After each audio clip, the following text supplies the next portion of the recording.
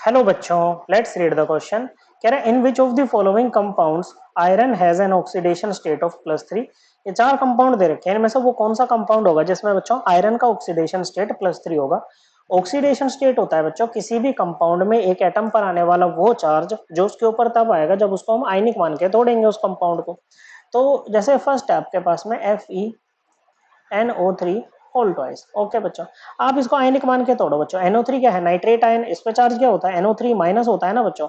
Okay, अब दो NO3 minus है बच्चों। ओके, क्या है? दो NO3 माइनस है, तो आयरन आयरन पे क्या आएगा? 2 यूनिट का पॉजिटिव चार्ज आएगा। तो यहाँ पर इसका जो ऑक्सीडेशन स्टेट होगा वो क्या होगा बच्चों? +2 होगा बच्चों। हमें +3 वाले की तलाश है। ओके, तो ये तो आपका आंसर नहीं होगा। Next is Fe C2O4। ये क्या है बच्चों? ऑक्सलेट आयन होता है बच्चों। ये होता है C2O4, 2 माइनस की फॉर्म में, 2 यूनिट का नेगेटिव चार्ज है। तो आयरन पे, आयरन इसको काउंटर कर रहा है बच्चों, तो इस पे क्या रहेगा? 2 यूनिट का पॉजिटिव चार्ज।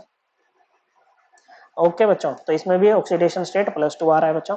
अब देखो जैसे फोर्थ ऑप्शन में देखे ना बच्चों, तो फोर्थ ऑप्शन क्या है बच्चों आपका?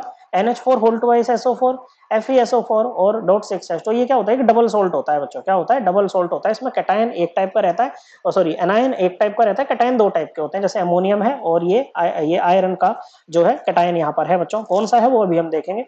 तो जैसे इसमें आपको ऑक्सीडेशन स्टेट निकालनी है ना, तो आप क्या करो बच्चों? केवल इसको उठा लो। ओके बच्चों, क्या करो? केवल इसको उठा लो FeSO4 को, और इसको तोड़ दो आयनिक मान के।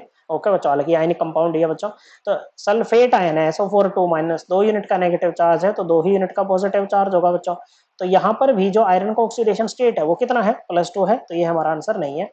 नेक्स्ट बच्चों, अगर थर्ड में देखें, देखो ये क्या है? कॉम्प्लेक्स है बच्चों। इसमें देखो ये काउंटर आयन आपके। ओके बच्चों, 3 Cl माइनस काउंटर आयन होंगे बच्चों।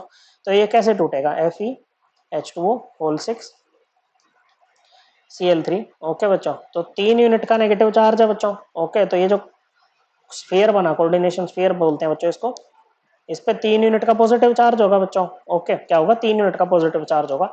अब H2O एक न्यूट्रल कंपाउंड है बच्चों। कैसा है? न्यूट्रल कंपाउंड है। तो इसके लिए हम ऑक्सीडेशन स्टेट लेते हैं 0। क्या लेते हैं? 0। अब यहाँ पर अगर आप आयरन का ऑक्सीडेशन स्टेट X मान लो, तो ये हो जाएगा X प्लस ये H2 6 है, और X plus 6 into 0 equal to +3। Overall charge के इक्वल रखते हैं बच्चों।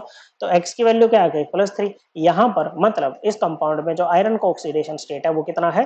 +3 है। वही चाहिए था। तो करेक्ट आंसर क्या आएगा बच्चों?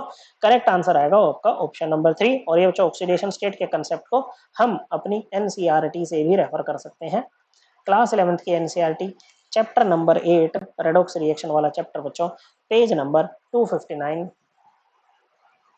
एंड 260। सो करेक्ट आंसर क्या रहेगा बच्चों? इसमें करेक्ट आंसर होगा आपका ऑप्शन 3। आई होप आपको एकदम क्लियर हो गया होगा। थैंक यू बच्चों।